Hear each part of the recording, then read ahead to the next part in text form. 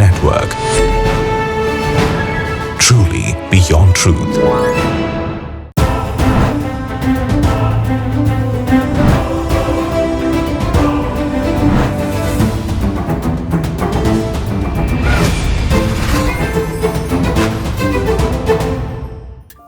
ட்ரூலைட் Christian TV சார்பாக உங்களை அன்புடன் வரவேற்கிறோம். போன வாரம் கிபி 82 கிபி 100 வரைக்கும் பேரரசர் டொமிஷியனால கிறிஸ்தவர்கள் என்னென்ன மாதிரியான பிரச்சனைகளை ஃபேஸ் பண்ணாங்க, வெளிப்படுத்தல் சுவிசேஷ புத்தகம் எப்படி எழுதி முடிக்கப்பட்டது, புதிய தலைமுறை அப்போஸ்தலர்களின் ஊழியம் எப்படி இருந்ததுங்கிறது குறித்து பார்த்தோம்.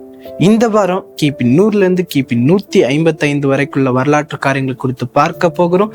புதிய தலைமுறை ஊழியர்களான இக்னேஷியஸ், கிளமெண்ட், பாலிகிராப் இவங்களோட ஊழிய நாட்களை குறித்து, இவங்களுடைய உபத்திரவங்களை குறித்து பார்க்க போகிறோம். வாங்க பார்க்கலாம். 2ஆம் நூற்றாண்டில் கிறிஸ்தவத்தின் தொடக்கம்.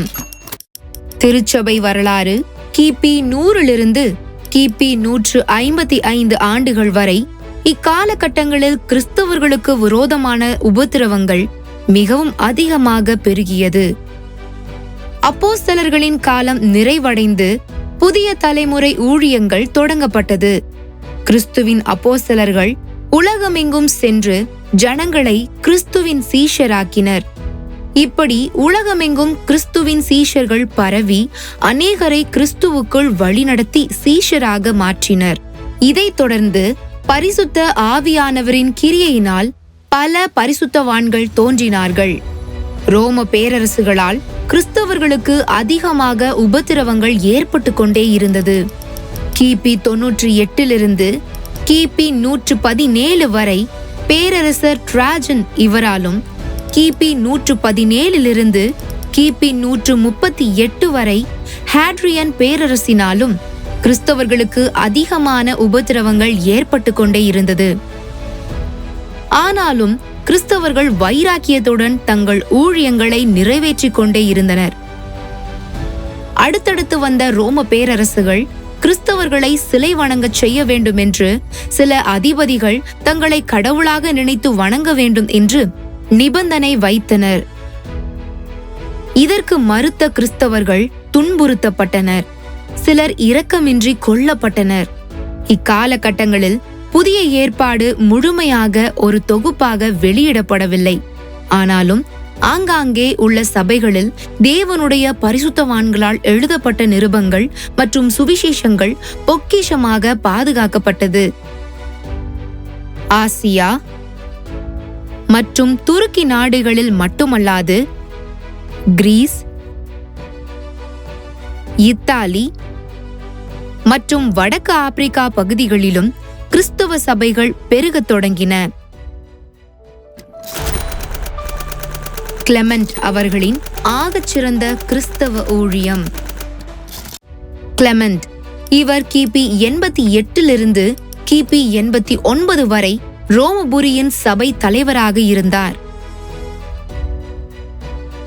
இவர் எழுதிய நிருபங்கள் புதிய ஏற்பாட்டில் சேராமல் இவர் எழுதிய நிருபங்கள் மிகவும் பிரபலமானது மற்றும் ஆழ்ந்த தேவ ஞானத்தில் எழுதியிருப்பார். புதிய ஏற்பாட்டு நூல்கள் தேவனுடைய சித்தத்தின்படி ஒவ்வொன்றும் சேர்க்கப்பட்டது. புதிய ஏற்பாட்டில் சேராத பிற நிருபங்கள் தேவனுடைய சித்தத்தின்படி பரிசுத்த ஆவியானவரின் வழிநடத்துதலின் மூலம் கிறிஸ்தவ விசுவாசிகளுக்கு சேர்க்கப்பட்டது என்பது குறிப்பிடத்தக்கது. கிபி 117 இவர் பிரசங்கம் செய்து கொண்டிருக்கும் போது பேரரசர் டிராஜனால் கைது செய்யப்பட்டு இரத்த சாட்சியாக மரித்தார். இவரை இரும்பு கல்லில் கட்டி கருப்பு கடலில் போட்டு இவரை கொலை செய்தனர். இவருடைய வாழ்க்கை நிலையான விசுவாசத்திற்கு ஆதாரமாய் அமைகிறது. தவறான போதனைகளை எதிர்க்கும் மற்றும் ஒற்றுமை காத்துக்கொள்ளும் இக்னேஷியஸ் ஊழியம். செயின்ட் இக்னேஷியஸ் இவர் கிபி 35ஆம் ஆண்டு சிரியாவில் பிறந்தார். இவர் அப்போஸ்தலர் யோவானின் போதனையால் கிறிஸ்துவை தன் சொந்த இரட்சகராக ஏற்றுக்கொண்டு அந்தியோக்கியா திருச்சபையின் தலைமை போதகராக இருந்தார். சபையின் ஒற்றுமையை பாதுகாக்க மிகவும் போராடியவர். அது மட்டுமில்லாமல் தவறான உபதேசங்களை சபைக்குள் வரவிடாமல் உபதேசத்தில் உறுதியாய் நின்று கிறிஸ்துவை தேவன் என்று பிரசங்கித்தார். கிபி 110ஆம் ஆண்டு டிராஜன் என்கிற பேரரசால் ரோமர்களின் தெய்வங்களை வணங்கவில்லை என்று கைது செய்யப்பட்டு ரோம நாட்டுக்கு கொண்டு சென்று அங்கே சித்திரவதை செய்யப்பட்டார். இவர் சபைகளை ஊக்குவிப்பதற்கு 7 நிருபங்களை எழுதினார் என்பது குறிப்பிடத்தக்கது. கிபி 110ஆம் ஆண்டு ரோம பேரரசால் இரத்த சாட்சியாக மரித்தார். காட்டு மிருகங்கள் மத்தியில் இவரை போட்டு மிருகங்களுக்கு இரையாக்கி கொலை செய்தனர். விசுவாசத்தில் வல்லவரான பாலிகார்ப்பின் ஊழியம். பாலிகார்ப் இவர் சிமிர்னா என்னும் இடத்தில் ஊழியம் செய்தார். அது மட்டுமில்லாமல் சபை தலைவராகவும் இருந்தார். கிபி 69ஆம் ஆண்டு பிறந்தார். இவரும் அப்போஸ்தலனாகிய யோவானுடைய போதகத்தால் கிறிஸ்துவை தன் சொந்த இரட்சகராக ஏற்றுக்கொண்டு ஊழியத்தை தொடங்கினார். இவருக்கும் செயின்ட் இக்னேஷியஸிற்கும் சிறந்த நட்பு இருந்தது. இருவரும் நண்பர்களாய் இணைந்து சபைகளை நிறுவினர்.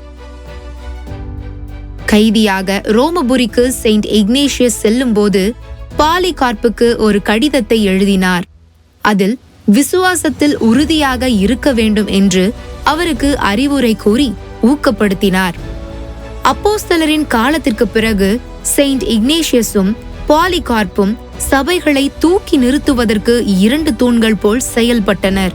பாலிகார்ப் கிபி 155ஆம் ஆண்டு பேரரசர் ஆண்டனியஸ் பியஸ் ராஜ்யத்திற்கு கீழே துன்புறுத்தப்பட்டார். அது மட்டுமில்லாமல் ஸ்மிர்னா நாடு முழுவதும் உபத்திரவ சம்பவங்கள் அதிகமாக நடைபெற்றது. அப்போது நடந்த கலவரத்தில் பாலிகார்ப் கைது செய்யப்பட்டு ரோம பேரரசர் ஆண்டனியஸ் பியஸ் அவருக்கு 2 வாய்ப்புகளை கொடுத்தார்.